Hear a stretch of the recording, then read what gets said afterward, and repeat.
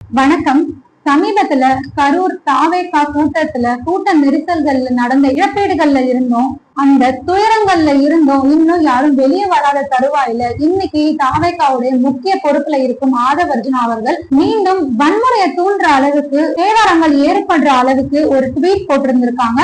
அந்த ட்வீட் மிகவும் கண்டிக்கப்பட வேண்டிய ஒரு விஷயங்க. மாண்புமிகு முதல்வர் அவர்கள் நேற்று பதிவிட்டிருந்த அந்த பதிவுல யாருமையும் தவறுதலாவும் யாரையும் தனிப்பட்ட முறையிலும் குற்றம் சாட்டாதீங்க அப்படின்னு மிகவும் பெருந்தன்மையோட சொல்லியிருந்திருப்பாங்க.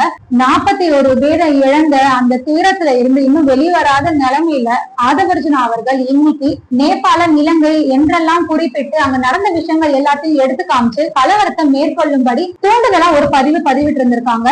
ஏற்கனவே தாவேகா தொண்டர்கள் களத்திலும் இணையதளத்திலும் பாத்தீங்கன்னா மாத்தி அவமரியாதையா எல்லாரையும் பேசிட்டு வந்துட்டு இருக்காங்க. கமெண்ட்லயும் சரி, பர்சனல் மெசேஜ்லயும் சரி, தனிப்பட்ட முறையில வீடியோவாவும் பதிவிட்டு எல்லாரையும் ரொம்ப அவமரியாதையா பேசிட்டு வந்துட்டு இருக்காங்க. இத பத்தி பலரும் பேசி தாவேகா தலைவர் அவர்கள் இன்னமும் எந்த ஒரு நடவடிக்கையும் எடுக்கலங்க.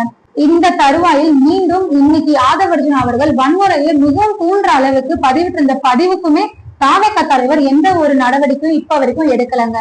மேலும் ஆதவர்ஜுனா அவர்களின் பதிவினால் கட்டாயமா சட்ட நடவடிக்கையும் அனைத்து துறை சார்பாகவும் எல்லா நடவடிக்கையும் எடுக்கப்படும். மேலும் இந்த சமத்துவ நாட்டு மக்களுக்கு நான் ஒரே ஒரு விஷயம் சொல்லிக்க விரும்புறேன். தாவேகா தொண்டர்கள் ஆதவர்ஜுனா அவர்களின் பதிவினால தவறான செயலியும் செஞ்சிடாதீங்க. அது மட்டும் கிடையாதுங்க, பிரச்சனை உங்களுக்கு மட்டும் கிடையாது, இந்த சமூகத்துல இருக்கிற அனைவருக்கும் தான். நன்றி.